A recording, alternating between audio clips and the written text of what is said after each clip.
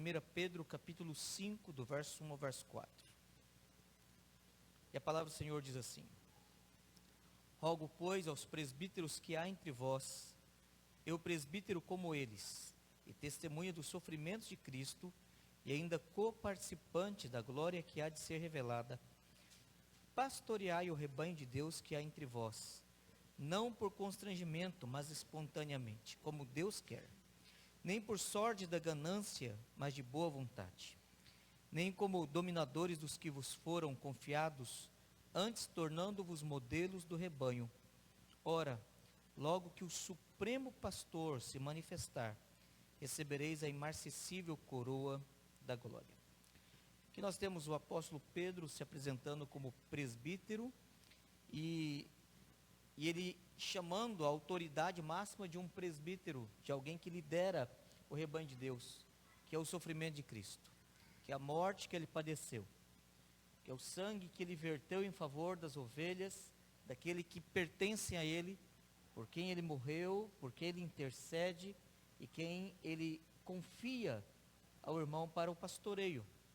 Então, como testemunha da obra de Cristo e da glória que ainda há de ser revelada, essa é a nossa autoridade. Então, aqueles que são ovelhas de Cristo, eles ouvirão a voz do pastor, daquele pastor que, quando abre a palavra e fala, é Cristo falando através dele. É a palavra de Cristo ecoando como um trovão, mas ao mesmo tempo também como a voz do Cordeiro. E aí nós temos um mandamento aqui, diz: pastoreai o rebanho. O verbo pastorear é o mesmo verbo para cuidar.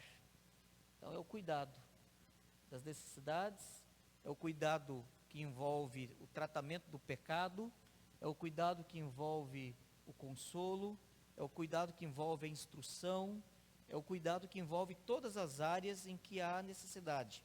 E aí ele dá 3 pontos que precisam ser cuidados, porque você estará cuidando do rebanho, mas você precisa cuidar do seu coração. E aí ele cuida aqui, ele nos orienta. Primeiro, não por constrangimento. Então, não fazer nada por temor a homens. Se existe um negócio que tem feito com que a igreja se apostate, que a igreja se corrompa, que a igreja perca a sua pureza, é quando pastores têm temor de homens. E eles então cedem à moda, cedem ao pragmatismo, cedem a desvios, porque ele não quer perder cargos, não quer perder a simpatia, não quer perder a aceitação. Então você deve amar, e aqueles que você ama devem amar a Cristo. E é por isso que eles vão se submeter a você. E você estará servindo. Então, não por constrangimento, mas espontaneamente. Então esse é o primeiro ponto que Pedro aponta aqui.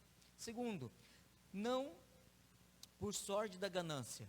Então a motivação não é a aceitação das pessoas. E segundo, a aceitação não é, o desejo também não deve ser a preocupação salarial. Né? O pastor, ele não trabalha por dinheiro. Nessa área que tem conta para pagar, tem conta de luz, né, pastor? Tem água, tem remédio, tem fralda da criança, mas a nossa preocupação não é dinheiro. Nossa preocupação não deve ser se a igreja vai nos remunerar. A preocupação é: o trabalhador é digno do seu salário, e não deve se amordaçar a boca do boi enquanto ele debulha.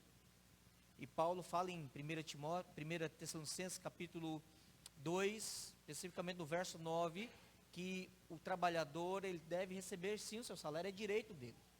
Mas o que move o obreiro não é o dinheiro, é o amor às suas ovelhas. Então ele deve evitar fazer qualquer coisa por sorte da ganância. Porque por sorte da ganância, às vezes há líderes que favorecem alguns membros, enquanto a outros não. Dá maior cuidado a uns membros, enquanto que a outros não. Que dá um tratamento disciplinar para uns, enquanto que para outros uma forma mais amena. Então, o amor ao dinheiro ou a sorte da ganância não deve ser a característica do irmão, mas a boa vontade. Em terceiro lugar, nem como dominadores dos que vos foram confiados.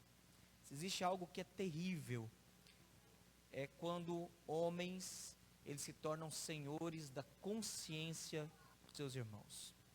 E existe algo que na reforma do século XVI foi descoberto. o sacerdócio universal de todos os crentes. Então nós devemos levar os nossos irmãos a examinar as Escrituras, como bons bereanos. Devemos levá-los a confrontar aquilo que nós ensinamos pela palavra, na palavra e com a palavra. Então a nossa autoridade se firma sobre a palavra, não sobre a minha opinião pessoal. Então não é o meu gosto, não é a minha predileção, mas é a autoridade final da palavra.